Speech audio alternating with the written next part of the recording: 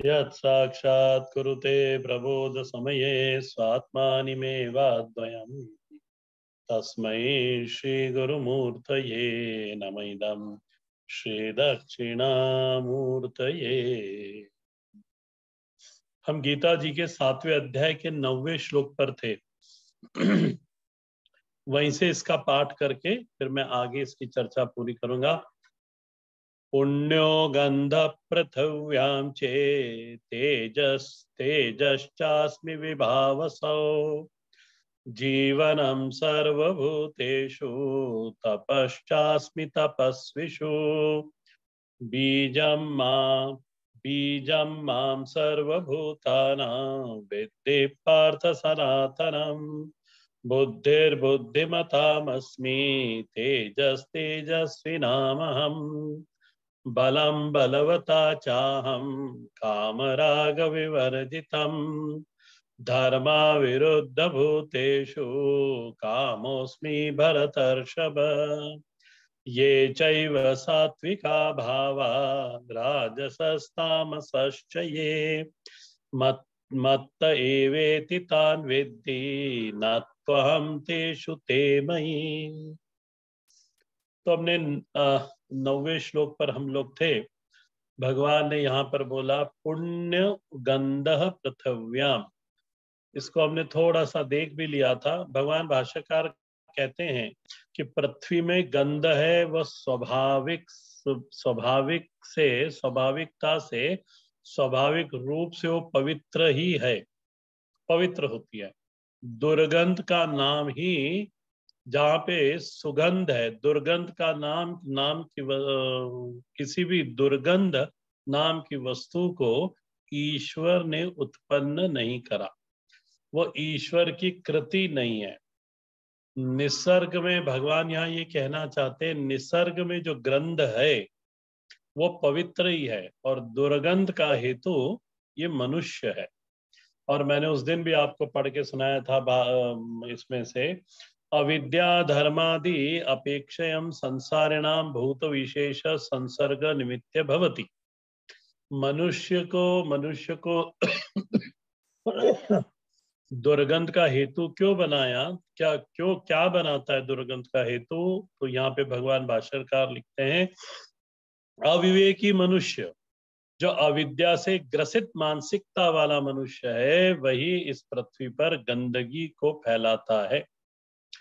अच्छा महाराज, इस निसर्ग में दुर्गंध नाम की कोई वस्तु नहीं है। ये दुर्गंध जो है ये सब औपाधिक है। हाँ, औपाधिक है। दुर्गंध जितनी भी है औपाधिक है, सांसारिक है, आविद्यक है, अधार्मिक है। हाँ, 4 चीजें बोली मैंने कि ये औपाधिक है, सांसारिक है, आविद्यक है और अधार्मिक है। ये दुर्गंध जितनी है। अच्छा, फिर ये दुर्गंध मिलती किसको है?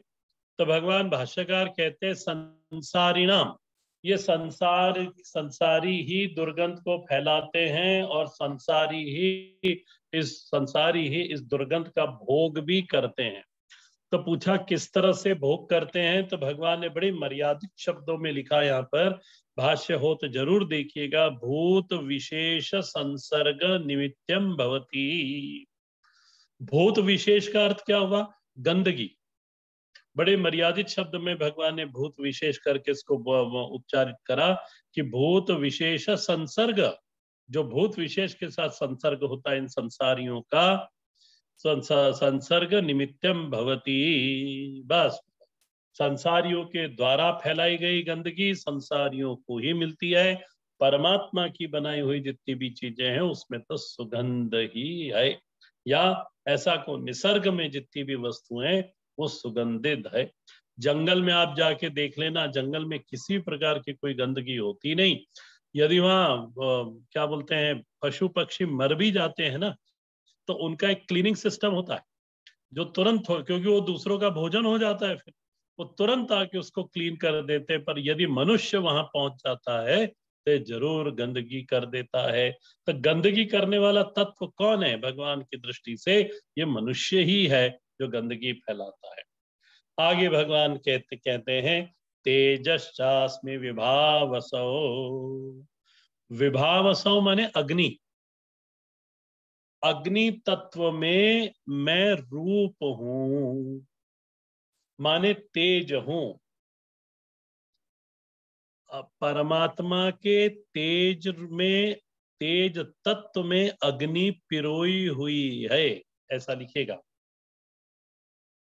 परमात्मा के तेज तत्व में अग्नि पिरोई हुई है। तो तेज स्थानी कौन हो गया? तो तेज स्थानी हो गया परमात्मा, और अग्नि स्थानी हो गया जगत। तो तेजश्चास्मि विभावसो। यदि ये स्पष्ट हुआ हो तो आगे बढ़ते हैं। जीवनम सर्वभूतेषु, समस्त जीवों में मैं जीवन हूं। समस्त भूतों में जीवन, जहां जहां जीवन दिखाई देता है, देख लेना, जहां जहां जीवन दिखाई देता है वहां परमात्मा का अनुभव करना चाहिए। जहां जीवन दिखाई देता है परमात्मा को अनुभव करना चाहिए। जीवन परमात्मा है और भूत उसके अंदर पिरोए हुए हैं। ये शरीर का जीवन नहीं होता, ध्यान रखना। व्यवहार में भले ऐसा बोला जाए, परंतु शरीर का जीवन नहीं होता, जीवन का शरीर होता है। या तो फिर ऐसा लिखो, जीवन में शरीर होता है। जीवन रूपी परमात्मा और शरीर रूपी जगत, जगत कहाँ है? परमात्मा में स्थित है। तो भगवान ने कहा जीवनम सर्वभूतेषु, तो जहां जहां जीवन दिखाई दे वहां वहां हमें परमात्मा का दर्शन करना चाहिए। जीवन कहाँ नहीं दिखाई देता ये अपने आप से पूछना। हर जगह परमात्मा में, हर जगह जीवन दिखाई देता है। आगे भगवान कहते हैं तपस्वियों में मैं तप हूं, तपश्चास्मि तपस्वीषु। तप में तपस्वी है। देखो खूब अच्छे से समझो इसको। तप में तपस्वी है। तप स्थानी कौन है? तप स्थानी परमात्मा, और तपस्वी स्थानी जगत हुआ। तो जो भी तपस्या जीव के अंदर दिखाई देती है ये परमात्मा का ही स्वरूप है। इसलिए पर तपस्वी जो भी कोई होते उसका निश्चित एक सुंदर फल प्राप्त होता है। तपस्वी व्यक्ति और तपस्वी समाज ये हमेशा प्रगतिशील होता है। यदि प्रगति व्यक्ति तपस्या करना बंद कर दे, समाज में तपस्या कम हो जाए तो इनकी प्रगति रुक जाती है। तो प्रगति का हेतु क्या है? तपस्या। ये आईएएस पढ़ने वाले या डॉक्टरी पढ़ने वाले या बड़े बड़े जो भी पढ़ने वाले, ये सब कितनी कितनी देर तक पढ़ाई करते हैं, ये क्या है? तपस्या है। हम लोग आचार्य के चरणों में, श्री चरणों में बैठ के पढ़ते हैं, ये क्या है? पढ़ना ही तपस्या है। और उनके अनुशासन में रहना ये भी तपस्या है। तो तपस्या से ही मनुष्य निखरता है, कल्याण को प्राप्त होता है। तो तपस्या स्थानी परमात्मा और तपस्वी स्थानी जगत हुआ।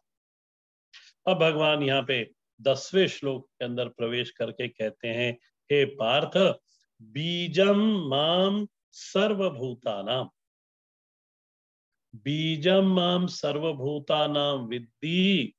भगवान कहते हैं, हे पार्थ, समूचे भूतों का बीज माने प्रहोर कारण मैं ही हूं।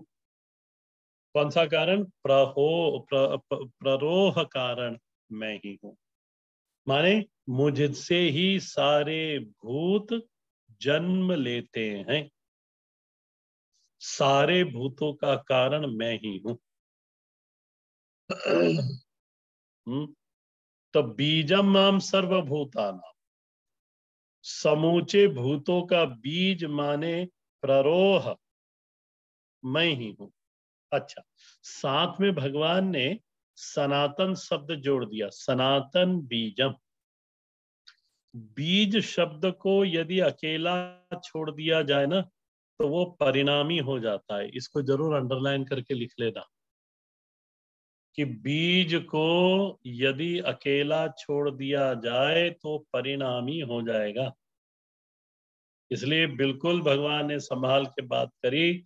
बीज का साधारण अर्थ यही होता है जिसमें परिणाम हो, जो परिणमित होता हो, जो परिणमित होकर अंकुर भावापन्न हो। ये साधारण बीज की बात है। अन्यथा बीज शब्द सार्थक नहीं होगा। यदि उसमें परिणाम नहीं हुआ तो साधारण शब्दों में बीज शब्द सार्थक नहीं होगा। लेकिन भगवान यहाँ क्या बोलते हैं? वो कहते हैं मैं इस समूची सृष्टि का अकेला ही बीज हूं, मेरा ही अंकुर ये समूचा विश्व है। लेकिन अर्जुन, मैं नष्ट होकर विश्व नहीं बनता, मेरे में परिणाम होकर विश्व नहीं बनता, किसी भी प्रकार का परिणाम मुझ में नहीं होता।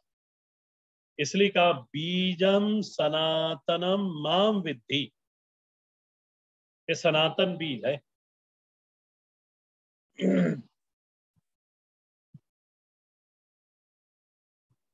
अच्छा, एक चीज और समझना है। ये जो अपरिमाणी बीज है जिसमें परिणाम नहीं होता है, तो जिसका क्षय नहीं हुआ, जिस बीज का जो अपरिणामी रहा, जिसमें किसी प्रकार का परिणाम नहीं हुआ, बीज वैसा ही कि वैसा रह गया और संसार रूपी वृक्ष दिख गया। देखो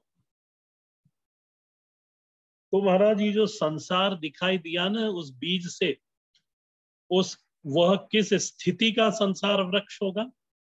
तो वहां पे लिख लो आभास कोटि का। वो फिर यथार्थ नहीं है।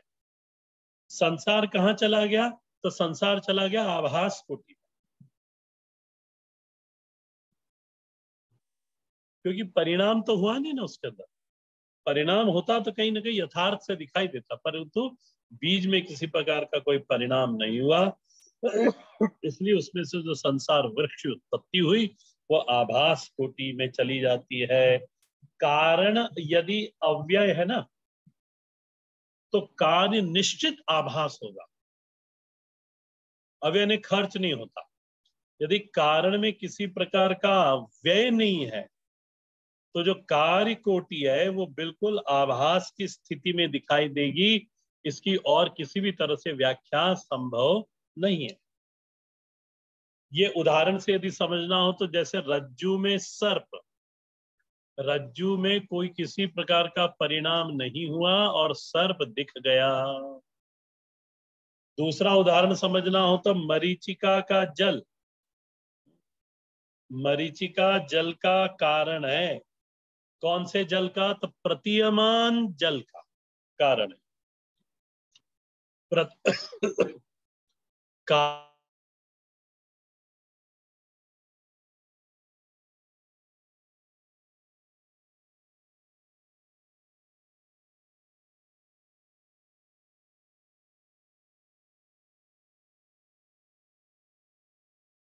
तो ये आभास कोटि में चला गया। देख लो, थोड़े से में भगवान ने सारा वेदांत इतने से में कह दिया, बीजम सनातनम सत्य। आगे भगवान कहते हैं बुद्धि बुद्धिमताम अस्मि। अर्जुन, बुद्धि बुद्धिमानों में मैं बुद्धि हूं। क्या अभिप्राय हुआ उसका?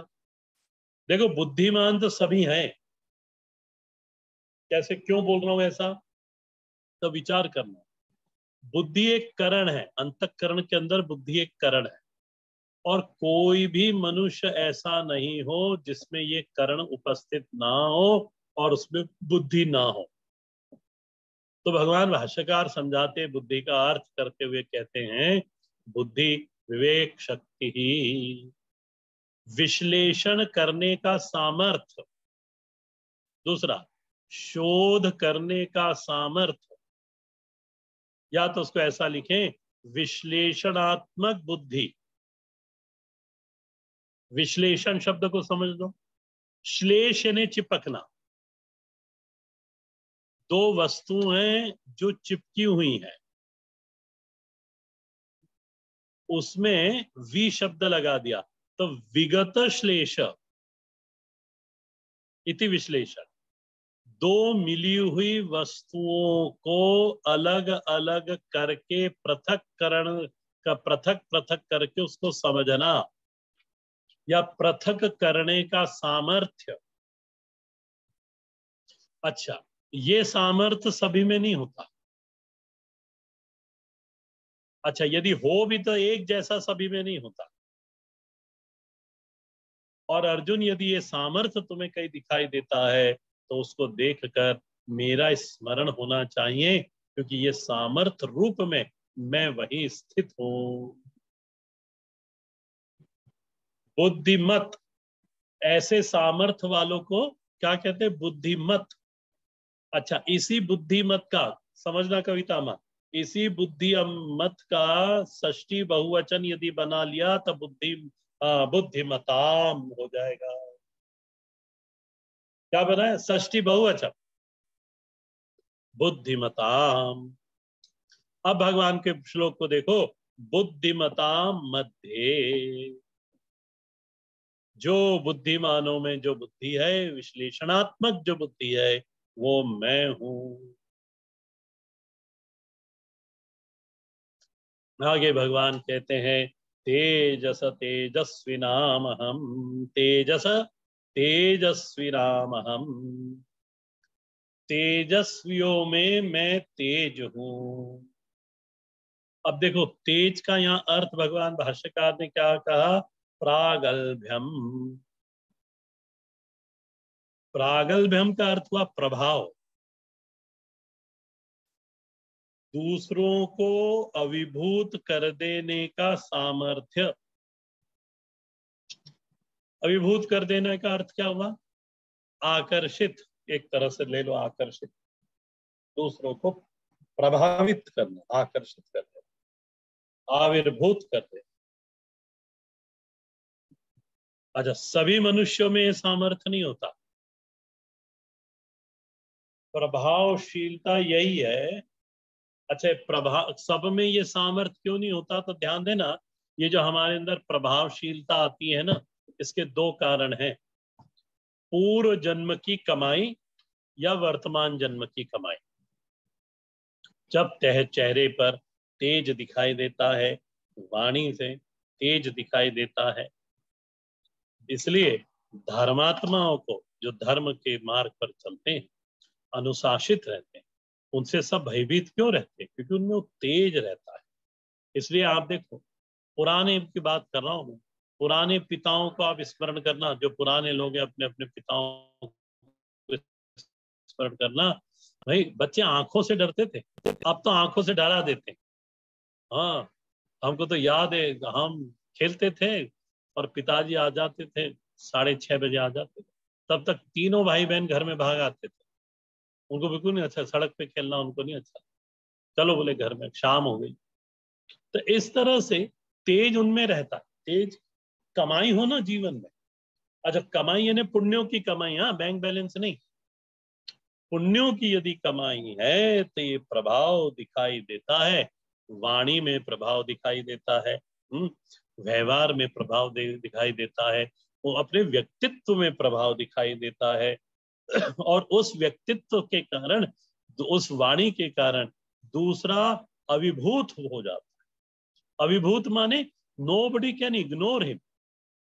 कोई भी उसको इग्नोर नहीं कर सकता। इसलिए समाज में ऐसा बोलते हैं ना, आपने शब्द सुना होगा, ये गणमान्य व्यक्ति है। गणमान्य व्यक्ति का अर्थ क्या होगा? इनकी गिनती है समाज में, इनको गिना जाता है, ये किसी गिनती में आते हैं। और तुम बोले किसी गिनती में नहीं आते, तुम आए कब गए कब कोई मालूम नहीं किसी को, पर ये गणमान व्यक्ति आते हैं तो चारों तरफ लोग उनको देखने के लिए खड़े होते हैं। गणमान। अच्छा, यहाँ गणमान्य गणमान्य भी दो तरह के होते हैं। हाँ? एक तो आप अच्छे भाव में ले लो, और एक दुष्टों को भी ले लो, ये भी गणमान्य ही है।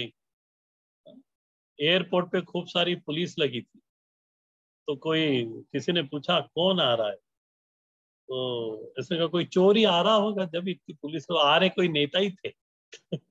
चोर से कम थोड़ी है। तो ये भी उस दृष्टि से मत लेना यहाँ पे, गणमान्य को उस दृष्टि से मत लेना। वैसे दुष्ट भी होते पर यहाँ वो नहीं। अच्छा, ये जो तेज भी होता है ना, ये तेज प्रभु का स्मरण करा देता है। यदि उसकी आभा मंडल, उसके कर्म, उसके उसका जो पुण्य है, उसको देख कर परमात्मा की स्मृति हो जाती है। ये तेज भी चार प्रकार का है, शास्त्रों में चार प्रकार के तेज का वर्णन है। पहला होता है ब्राह्मणों में। ब्राह्मणों में क्या होता है, तो ब्रह्म तेज होता है। धोती पहनी हो, माथे में तिलक हो, पीछे चोटी हो, हाथ में कुशा हो, और जल का पात्र हो। ब्राह्मणों की पहचान ऐसी होती है। और गायत्री करा हुआ ब्राह्मण होता है तो उसके तेज पे, उसके चेहरे पर तेज रहता है गायत्री का, इसको कहते हैं ब्रह्म तेज। दूसरा होता है छात्र तेज। क्षत्रियों में, उनमें वीरता का तेज होता है चेहरे पे, देखते से लगता है हाँ महाराज इनसे उलझना नहीं चाहिए, इनसे उलझेंगे तो हम ही महाराज गिरेंगे। वैश्यों में तेज काय का होता है, वहां पे धन का, लक्ष्मी का तेज होता है, ऐश्वर्य का तेज होता है। इसलिए वहां सूत्र आया है शास्त्रों में, व्यापारे वसती लक्ष्मी। उन्होंने कहा न क्षीर सागरे, न विष्णु निकटे पुत्र वसते लक्ष्मी, बोले व्यापारे वसते लक्ष्मी। व्यापार के अंदर लक्ष्मी बसती है। और व्यापार करने में कुशल कौन है, तो न ब्राह्मण न क्षत्रिय, वैश्य ही महाराज कुशल है। उसी से ही जो देश समृद्ध होता है ना, ये व्यापारियों के कारण ही देश समृद्ध होता है। तो व्यापारियों में कौन सा शेद, वैश्यों में कौन सा शेद है, तो धन का तेज दिखाई देता है उनके चेहरे पर। और चौथा है शूद्र। शूद्र के अंदर कर्मठता का तेज होता है। यहाँ कर्मठता का भाव सेवा से लेना, आप सेवा करने में हमेशा तत्पर रहते हैं। तो पहले के जो घर में लोग रहते थे, जो सेवक रहते थे, वो पीढ़ों पीढ़ी से रहते थे। तो लोग हमको, हम लोग जाते तो बताते स्वामी जी यह हमारे साथ पिताजी इसके हमारे हमारे यहाँ काम करते थे, अब हमने इसको पढ़ाया लिखाया, अब ये हमारे साथ रहता है। पढ़ा लिखा भी है, ऐसा नहीं किसी। तो वो कर्मठ था, वो सेवा के रूप में कर्मठ था। ये शूद्रों के अंदर दिखाई देता है। अब आगे भगवान कहते हैं बलम बलवता अहम च। देखो अभी तक यदि आप गिनोगे ना, अभी तक हम लोग तो गिनते नहीं है, यदि आप गिन के देख लेना, ये 15वां क्रम है। क्रम के अंदर ये 15वीं विभूति भगवान यहाँ बता रहे हैं कि मैं बलशालियों में बल हूं, बलवताम बलम। अच्छा, कौन सा बल है, तो भगवान ने वो भी स्पष्ट कर दिया। काम राग विवर्जितम, श्लोक को देख लेना। काम राग विवर्जितम। जैसे गंध के लिए भगवान ने पुण्य गंध कहा था, वैसे ही यहाँ पुण्य बल, यानी मेरे बल में किसी भी प्रकार का प्रदूषण नहीं है। महाराज बल में प्रदूषण क्या आता है, तो बल में कामना का प्रदूषण होता है, राग का प्रदूषण होता है। ये दो दुर्गंध है किसके, बल के। बल की शोभा क्या है, यदि आप खुद विचार करके इसको देखना, बल की शोभा क्या है। बल की शोभा तभी है जब उस बलवान की उपस्थिति में निर्बल निर्भय हो जाए। देखो, हाँ, जबते राम कीन तह वासा, दंडकारण्य के बारे में गोस्वामी जी जब भगवान दंडकारण्य में चले गए, तब वहां पे चौपाई आती है कि जबते राम कीन तह वासा, सुखी भय मुनि विगत त्रासा। जो राक्षसों से डरते थे ना मुनि लोग, उन्होंने कहा कि महाराज उनके अंतःकरण में जो त्रास था, जो डर था, वो खत्म हो गया। उसकी उनकी उपस्थिति मात्र से महाराज वो सब प्रसन्न हो गए। ये इस तरह से काम राग विवर्जितम, चोर डाकू निर्भय नहीं हुए, सज्जन लोग निर्भय हो गए, मुनि लोग निर्भय हो गए, साधक लोग निर्भय हो गए। अब उनके मन में इन चोर उचक्कों के प्रति कोई उद्वेग नहीं रहा। ऑन द अदर हैंड, यदि आपको भागवत जी की कथा याद आ रही हो, तो राजा वेन की कथा वहां थी। वो राजा वेन महाराज बहुत बड़ा डाकू था, खुद ही बड़ा डाकू था। तो जितने चोर डाकू थे ये सब निर्भय होकर विचरने लगे। तो एक कहावत आती है ना, सैया भय कोतवाल। अब यही कोतवाल बन गए तो अब काहे का डर? वो नहीं, यहाँ पे वो लोग निर्भय हो गए जो सज्जन लोग हैं, जो साधु लोग हैं, और जो साधक है उनके मन में कोई उद्वेग नहीं। भगवान भाष्यकार ने यहाँ पे काम की एक परिभाषा कर दी, काम यानी क्या। तो वहां पे भगवान भाष्यकार लिखते हैं, कामः तृष्णा असन्निकृष्टेषु विषयेषु। जो तृष्णा दूर के विषयों के प्रति होती है, उस तृष्णा वृत्ति का नाम है काम। और राग के लिए भगवान ने कहा रंजना रंजना राग। राग किसको कहते हैं? तो उनका प्राप्तेषु विषयेषु, जो प्राप्त विषय हो गए उसमें हम रमण करने लगते हैं। और वो प्राप्त विषय में राग कैसा हुआ? तो इतनी तन्मयता हो गई उस प्राप्त विषय में कि आत्मविस्मृति हो जाती है। या आत्मविस्मृति को देखना, या आत्मा से सच्चिदानंद स्वरूप मत ले लेना। हा? आत्मविस्मृति का अर्थ होता है शरीर शब्द से लेना आत्मा को। यहाँ पर इतने इतने रमण हो गए उस विषय में, जो प्राप्त विषय उसमें, क्या बोलते हैं अंग्रेजी में उसको, दे रेवल इन दैट। तो कि अपनी मर्यादा भूल गए, अपनी आयु भूल गए, अपना वर्णाश्रम धर्म क्या है मेरा, मैं वो भी भूल गया विषय के प्रभाव में। तो प्राप्तेषु विषयोषु, ऐसा राग लगा उस विषय में, ऐसा रमण करा कि मैं अपनी ही पहचान भूल गया। वो कहते हैं ना, मिसिंग मिसिंग क्या बोलते हैं, फीलिंग ऑफ मिसिंग।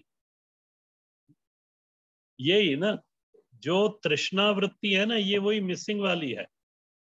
जब कोई व्यक्ति किसी को मिस करता है, वस्तु को या व्यक्ति को, फिर है ना दूसरी तरफ वो ध्यान जाने ही नहीं देता, वो वहीं ध्यान जाता है। क्यों? क्योंकि वहां अपना राग है, चाहे वो व्यक्ति हो या विषय हो। तो वह बल जो काम का साधन और राग का साधन न बने, लेकिन वह बल जो हितैषी हो, व्यक्ति का, समाज का, देश का, जो हितैषी, जो निर्भय कर दे हम,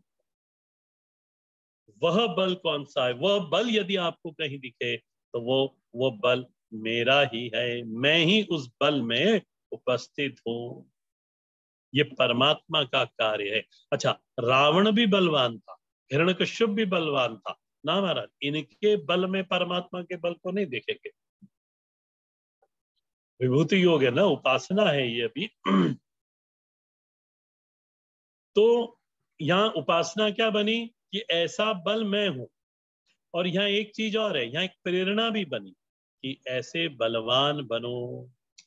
आप लोग सब, हम लोग सब इस श्लोक से ये प्रेरणा लेनी चाहिए कि ऐसा बलवान हमें बनना है। हे प्रभु, ऐसा बलवान बनाओ ताकि मैं उस बल के सानिध्य में जो निर्बल है वो संतुष्ट हो, वह उद्वेग को प्राप्त ना हो। इस तरह से आगे देखो, भगवान आगे कहते हैं, धर्मो विरुद्ध भूतेषु कामोस्मि भरतर्षभ। भगवान भाष्यकार ने काम को, या हाँ सॉरी, धर्मो विरुद्ध भूतेषु कामोस्मि भरतर्षभ। अब भगवान भाष्यकार को भी देख लेना। भाष्यकार ने यहाँ केवल स्त्री पुरुष के बीच के काम को, काम नहीं, वहां तक सीमित नहीं रखा। उन्होंने काम की परिभाषा कैसी करी यहाँ पे? तो वो कहते हैं, कामो यथा देह धारणा मात्राध्यार्थ अश्नापानादि विषय काम। बोले देह धारण करने के लिए जो भोजन जल इत्यादि जो काम आता है, बोले ऐसे विषयों की इच्छा करना वह काम है। अच्छा, ऐसी इच्छा यदि धर्म विरोधी ना हो, शास्त्र विरोधी ना हो, तो वह इच्छा मैं हूं ये। यानी इच्छा का वासनात् वासुदेव, वो इच्छा मैं ही हूं जो धर्म का विरोध ना करे, जो शास्त्र विरोधी ना हो। अच्छा, ऐसी भी इच्छा सभी में रहती है। भूतेषु, भूते सारे भूतों में ये काम वृत्ति रहती है। और यदि वह वृत्ति धर्म और शास्त्र के विरोध में नहीं जाती, तो अर्जुन वह मैं हूं। वह इच्छा, वह काम हमसे अधर्म न कराए, तो वह इच्छा मैं हूं। वह इच्छा, वह काम मेरे धर्म के पक्ष में हो, मेरे आश्रम, मेरे वर्ण, कुल धर्म, मर्यादा के विरुद्ध ना हो, धर्म विरुद्ध ना हो। मेरी एक जो विशिष्ट पहचान है इस संसार में, उसका विरोध ना करती हो, ऐसी इच्छा, ऐसा काम कामोस्मि। अच्छा, यदि दूसरी दृष्टि से भी इस पे विचार करा जाए कि स्त्री पुरुष के बीच का जो काम है, यदि वो सृजनात्मक है, तो वो भी परमात्मा का स्वरूप है। और देखो, सृजन कार्य धर्म से, ये जितने भी देह धारण है ना, उसके पीछे यही काम वृत्ति है। परंतु वो कैसी है? सधर्म है, धर्म के साथ है, इसलिए वो भी परमात्मा। इसलिए विवाह को एक यज्ञ कहा गया है। और हमारे यहाँ विवाह धर्म के उपस्थिति में, यानी धर्म के की उपस्थिति में वो विवाह है। इसलिए धर्म के द्योतक कौन कौन है? ब्राह्मण, अग्नि और विष्णु। तो अग्नि रूप में ही भगवान यज्ञ नारायण, यज्ञ, और फिर वो जो ब्राह्मण है, ब्राह्मण अग्नि के साक्ष्य में फिर पाणी ग्रहण संस्कार होता है। और उस पाणी ग्रहण संस्कार से आगे आगे प्रजा उत्पन्न होती है और प्रजा पालन होता है। वह भी मर्यादित है, धार्मिक है, परमात्मा का ही स्वरूप है। विचार करना है इसके ऊपर कि ये भी यदि धर्म के विरोधी है, तो फिर वो परमात्मा उसको स्वीकार नहीं करते। मनुष्य के अंदर महत्वाकांक्षाएं होती है, और आज मैं देखता हूँ लोगों में बहुत बड़ी महत्वाकांक्षाएं हैं। यदि ये महत्वाकांक्षा धर्म की मर्यादा में है, और इस धर्म की मर्यादा के अंदर रहकर उस महत्वाकांक्षा को पूरी करने के लिए जो तपस्या होती है, वह तपस्या भी परमात्मा का ही स्वरूप है, वह महत्वाकांक्षा ही परमात्मा का स्वरूप है। उन दोनों धर्म के दायरे में यदि है, तो परमात्मा उसके पक्ष में होता है और परमात्मा उसको सफल करता है। देखो, इस पे विचार करके देखना कि महत्वाकांक्षा आजकल लोगों में बहुत है, पर वो धर्म के मर्यादा, धर्म से अनुशासित हो वो महत्वाकांक्षा। और महत्वाकांक्षा के पीछे यदि तपस्या हो नहीं हो ना, तो महत्वाकांक्षा किसी काम की नहीं। जैसे तपस्या भी भगवान ने अभी थोड़ी देर पहले कहा, तपस्वियों में जो तप है वो मैं ही। अब ये 12वां श्लोक मैं इसको पूरा करना चाहूंगा आज, एक 2-3 मिनट और आपके लूंगा। विभूति विभूति योग का ये अंतिम श्लोक है, 12वां वाला। भगवान इसमें क्या कहते हैं? ये च एव सात्विका भावा, ये च एव सात्विका भावा। सत्वगुण से, भाव का अर्थ क्या करा भगवान भाष्यकार ने? ध्यान देना, भाव यहाँ ये भाव का अर्थ यानी मनोभाव मत ले लेना। और यदि मनोभाव भी लोगे इसका अर्थ, तो केवल मनोभाव मत लेना, यहाँ पर पदार्थों से लेना, यानी सत्व गुण से उत्पन्न होने वाले पदार्थ। भगवान भाष्यकार को देखना, सत्व निर्वृता, निर्वृता का अर्थ लिख लेना पास में, संपादित होते हैं। जो सत्व गुण के द्वारा उत्पादित होते हैं, संपादित होते हैं। ठीक उसी प्रकार रज से संपादित, रजो निवृत्ताः, और ठीक उसी प्रकार आगे लिख दिया तमो निर्वृताः। माने सात्विक, राजसिक और तामसिक से जो जो पदार्थ निवृत्त हुए, निर्वृत्त हुए, तीनों गुणों से जो जो मनोभाव, देखो पदार्थ भी लिया मैंने, मनोभाव भी लिया। भगवान कहते हैं अर्जुन ये सब सभी के सभी, यदि आप इसको कार्य कारण भाव में से देखोगे तो ये सात्विक मनोभाव, राजसिक मनोभाव, तामसिक मनोभाव, ये यदि आप कैसे देखोगे, कार्य कारण दृष्टि से, कार्य कारण बंधन से यदि इनको देखोगे तो ये कहाँ उत्पन्न हुए, अष्टधा प्रकृति में। ठीक आया पकड़ में इसको? यदि कार्य कारण भाव से देखोगे तो सारा जगत अष्टधा प्रकृति से तो उत्पन्न है ही। तो पदार्थ देखे तो ये कहां से आए, तो अष्टधा प्रकृति से, 8 प्रकृति से पदार्थ की उत्पत्ति है। और यदि कार्य कारण भाव से देखोगे तो अष्टधा प्रकृति बनेगी। और यदि अष्टधा प्रकृति, तुमको पूर्व के श्लोक याद आ रहे हो आप लोगों को, तो ये अष्टधा प्रकृति है किसकी, ये परमात्मा की। यह अष्टधा प्रकृति ईश्वरीय प्रकृति है। इसलिए श्लोक में देखो भगवान ने लिखते हैं मत्त एवेति, ये मेरे में से ही जानो, ये ईश्वरीय है। तो सृष्टि को सात्विक, राजसिक, तामसिक जानने में कोई विशेषता नहीं महाराज। ये तो साधारण मनुष्य भी बोल देता है ये सात्विक है, ये राजसिक है, ये तामसिक है। तो सृष्टि को सात्विक, राजसिक और तामसिक जानने में कोई विशेषता नहीं, परंतु यदि हम इस विशेषता काय में है, इस सृष्टि को ईश्वरीय जानने में। क्योंकि अष्टधा प्रकृति से भी, कार्य कारण संबंध से भी देखोगे तो अष्टधा प्रकृति निकलेगी, और ये अष्टधा प्रकृति ईश्वरीय प्रकृति है। अगर इसमें कुछ विशेषता है जानने में तो ये ईश्वरीय, ये सारे मनोभाव, सारे पदार्थ, ये सब ईश्वरीय है। भगवान यहाँ पर उपसंहार करते हैं। मानो जो उन्होंने प्रतिज्ञा करी थी ना, श्लोक नंबर 7 में जो प्रतिज्ञा करी थी, क्या प्रतिज्ञा करी थी, मयि सर्वमिदं प्रोतम सूत्रे मणिगणा इव। इसको समझाकर भगवान ने श्लोक नंबर 12 में इसका निगमन कर दिया। कैसे कह के निगमन करा, मत्त एवेति तान विद्धि। अर्जुन ये मेरे में से सब उत्पन्न हुए हैं, न माया, माया से उत्पन्न कुछ भी नहीं हुआ, न माया। बस ये निगमन वाक्य हो गया। इसको आप मिलाना चाहो तो छठे श्लोक से भी मिला सकते हो। ये भगवान की शैली है। भगवान की शैली को समझना, गीता जी की शैली को 3 प्रकार से समझना। भगवान सबसे पहले प्रतिज्ञा करते हैं कि मैं क्या समझाऊंगा। शुरुआत श्लोकों में प्रतिज्ञा करते हैं, प्रतिज्ञा 2 श्लोकों में करने के बाद फिर विवरण करते हैं, और पूरे अध्याय भर ने विवरण करके, यदि 2 बार विवरण करना पड़ा तो 2 बार निगमन भी करते हैं। फिर भगवान विवरण के बाद निगमन करते हैं। और यह निगमन क्या करा कि मई ते, श्लोक नंबर 12 के अंतिम पद को देखो, वहां लिखा है ते मई,